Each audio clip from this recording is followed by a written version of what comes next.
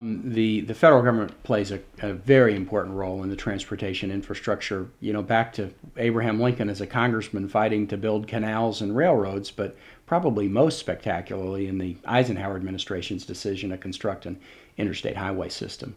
I worry that we are, as a nation and as a Commonwealth, not willing to make the investments we need.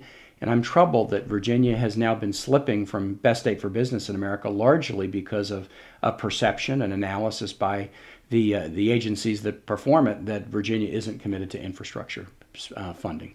As governor, I was always a strong vote and a strong voice for infrastructure funding. And while I wasn't able to convince the legislature to do everything I thought we needed to do, I'm very proud of the fact that we've got now rail to Dulles underway, hot lanes on the Beltway, light rail in Norfolk, expanded Amtrak service throughout the state, expanded passenger rail service, and better funding for public transit systems.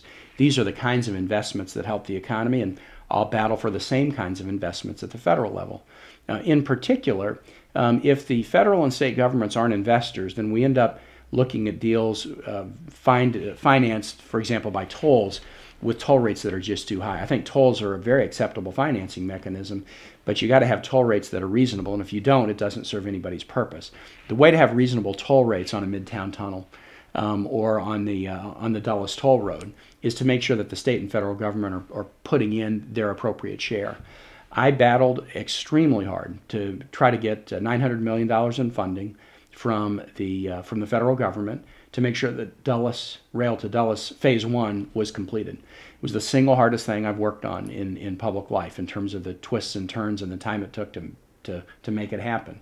But I'm so proud that that project is now off the drawing board and under construction.